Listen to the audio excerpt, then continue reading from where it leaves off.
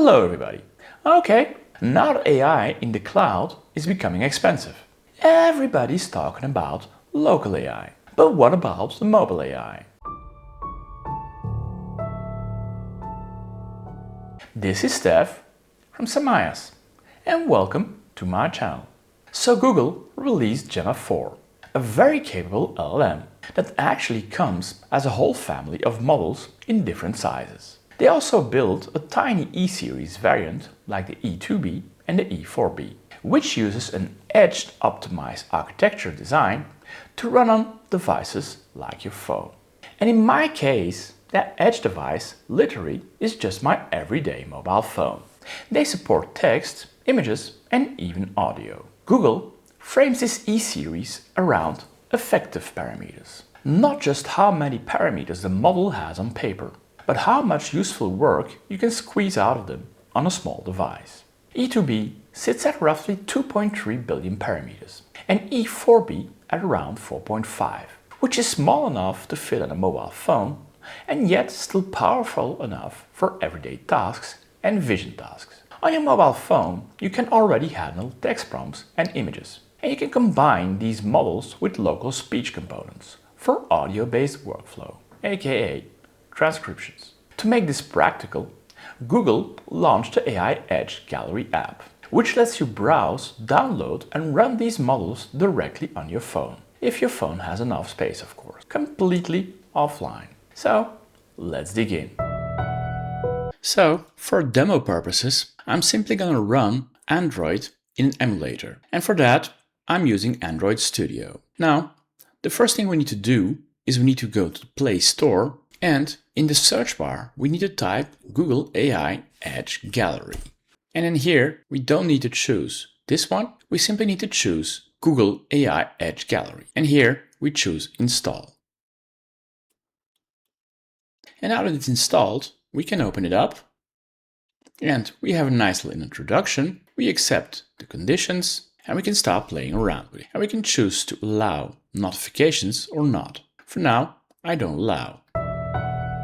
And so now that we're inside the application, we have a number of options. But first, we need to download a model. And for instance, let's go to AI Chat. And here we have a list of models we can download. The best and the easiest one, which will probably work on most mobile phones, is a Gemma 4 E2B IT. And then again, depending on the internet speeds and how you're connected, that might take more or less time. And so, once it's downloaded, you can start playing around with it.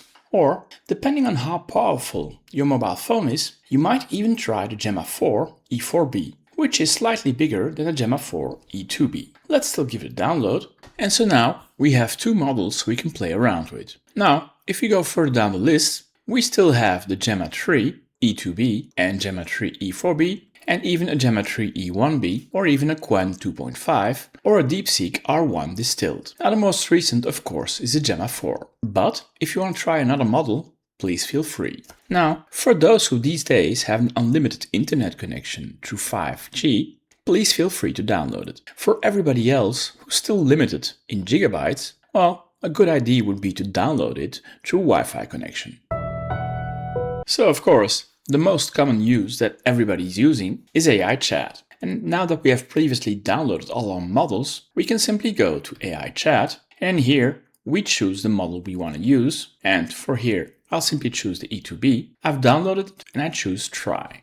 Now, depending on how old and how many gigabytes of RAM your phone is, and currently this emulator only has 2 gigabytes of RAM. And so it clearly states that for a 2 gigabyte of RAM device, the application might simply crash. And so when you try this out, you might either run against that or it might simply work. Of course, since for this demo I'm running an emulator, I can upgrade or downgrade my memory. In real life, unfortunately, you can't. So if I try this now again, of course, it's not as fast as on a computer or as the online models, but we're there. So I'll enter a test prompt and I'll ask him a simple question. I want to eat healthier without spending much more money or time cooking. So let's give this a shot.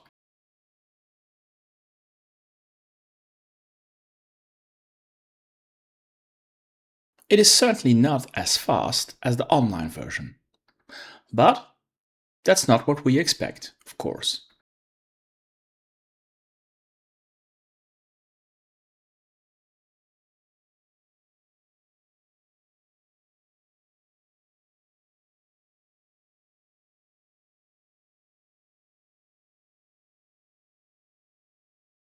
And so we had a response, which is still quite lengthy, which took roughly 1.1 minutes. But for such a small model, it is quite fast. Now here, running it locally on my emulator, I did do one tweak. Here, I run it on my CPU instead of my GPU, since in my emulator the GPU doesn't seem to work. In general, and probably on your mobile phone, but that again will depend on the version and the hardware specs you have, the GPU version might be faster. Also, in the specs and the settings here, you can tweak your model. You can limit it to the number of tokens. Of course, you won't be using your mobile phone to really write code and debug stuff. So, even though that we have a max token window size of 32K, the default is 4K, and in most scenarios will be more than enough. But you can still tweak it. And for this model, there's even a thinking one. So let's try it out again, and now we even see a thinking phase.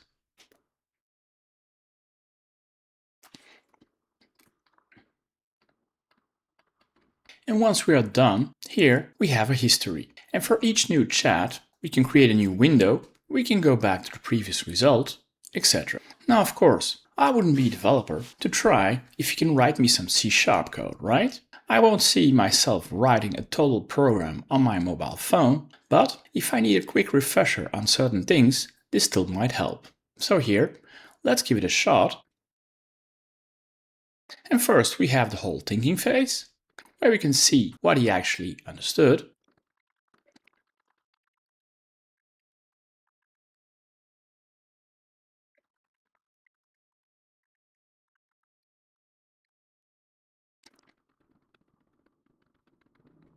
Now, this is of course not Copilot or Claude Code, but for running this on a mobile phone, he goes pretty deep. So next, Gemma 4 can also handle images. So now let's go to Ask Images. And we again can use exactly the same model. We don't need to re-download the previous model. I can simply choose here and try it out again. And so here, the first thing I'll do is I'll add an image which I've taken this morning. And now I'll simply ask him to describe what he's seeing. And the description is pretty good. This morning I was standing on my quote-unquote super yacht, and he recognizes a deck, he recognizes a railing, he recognizes the sea, and he recognizes the horizon. Pretty awesome, right? And next we have the audio scribe, which means that an audio file can be automatically transcribed to some text. Again, we go to audio scribe, we use again the same model which we downloaded only once, we choose try. Here we choose a prompt. We can choose a recorded audio clip or a WAV file and then simply play. And then I simply need to choose my recording and I choose play.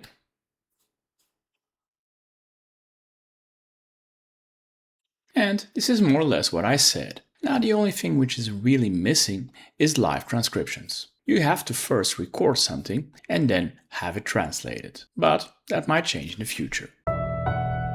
And then a next feature, which is quite interesting, which is recently quote-unquote new, is the agent skills. And here we have again choice for model. We again go for the E2B. And here now the interesting part is on one side the skills and on the other side the MCP server. The MCP server, and I've added one, and I had a very hard time for demo purposes to find an MCP server which was accessible without having a token, and I found agent.news-mcp. Also, I had to tweak my max tokens from 4000 to 9000 something in order to have the result processed. And so I'm simply going to ask what the top news article is for today. I'm again running on my CPU. And here he's going to make a call to the outside world, and I allow it always or allow it once. If I allow it once, each new request I have to approve. If I allow it always for this MCP server, I will always be allowed to read the feed. So for simplicity, I choose allow always. Now we'll make the call to the outside world. And here the response is that the top news article is autonomous agents are replacing SAS. Now, Next to MCP servers, we also have skills. And here again, we can enable or disable them, or we can install some more. I can create a calendar event. I can create an interactive map. I can create a kitchen adventure. I can learn something new, etc., etc. So, as you can see, the sky is the limit, right?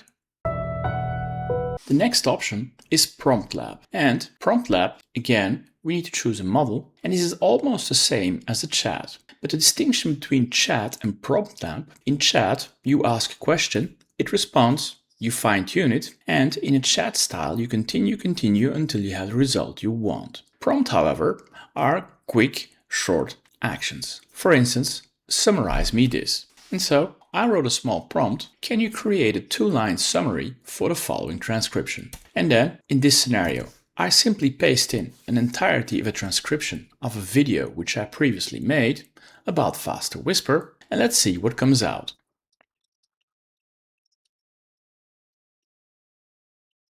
And so this video introduces Faster Whisper, a local and faster alternative to OpenAPI Whisper. 2 lines of what I've written. Pretty clear. I cannot continue. I can rewrite a new prompt and I can rework whatever I want, but this is for very short answers to some specific tasks or questions.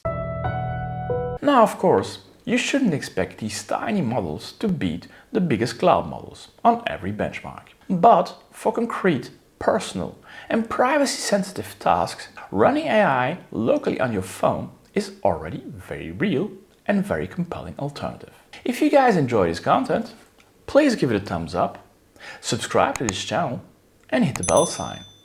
Or leave a comment down below.